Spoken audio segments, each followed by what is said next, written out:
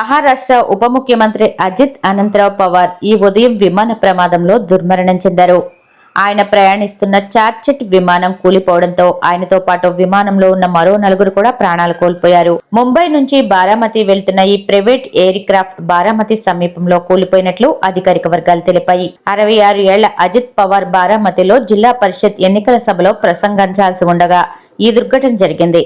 మహారాష్ట్ర మాజీ ముఖ్యమంత్రి శరద్ పవార్ మేనలుడైన అజిత్ పవార్ మామ కనుసన్నలలోనే రాజకీయాల్లోకి ప్రవేశించి ఉప ముఖ్యమంత్రి స్థాయికి ఎదిగారు. తరువాత మామతో రాజకీయంగా విభేదించి ఎన్డీఏ కూటమితో జట్టు కట్టి 2 సార్లు ఉప ముఖ్యమంత్రిగా నియమితులయ్యారు.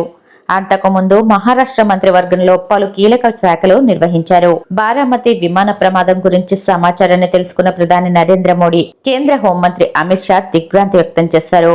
దుర్ఘటన గురించి తెలిసిన వెంటనే ప్రధాని మోడీ మహారాష్ట్ర ముఖ్యమంత్రి దేవేంద్ర ఫడ్నవీస్ తో ఫోన్లో మాట్లాడారు. రాజమహేంద్రవరం శివారు కొంతమూరులో దొంగల బెడద స్థానికులను నిద్రకు దూరం చేస్తోంది.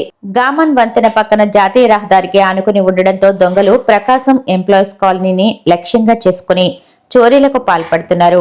గతంలో ఈ ప్రాంతంలో పలు వరుస చోరీలు జరగగా తాజాగా జనవరి 25న అర్ధరాత్రి 3 దొంగలు ప్రకాశం ఎంప్లాయీస్ కాలనీలో చోరీకి ప్రయత్నించారు.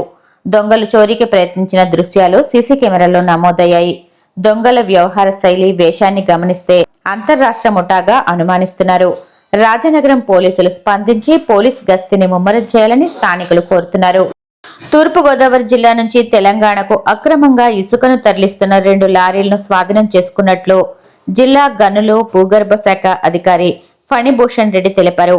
తమ శాఖకు చెందిన సాంకేతిక స్థానిక రెవెన్యూ పోలీస్ శాఖ బృందాలతో కలిసి దేవరపల్లి గ్రామంలో ఆకస్మిక తనిఖీలు నిర్వహించగా ఎలాంటి బిల్లులు లేకుండా తెలంగాణకు ఇసుకను తరలించేందుకు సిద్ధంగా ఉన్న 2 లారీలను గుర్తించి సీజ్ చేసినట్లు ఆయన వెల్లడించారు.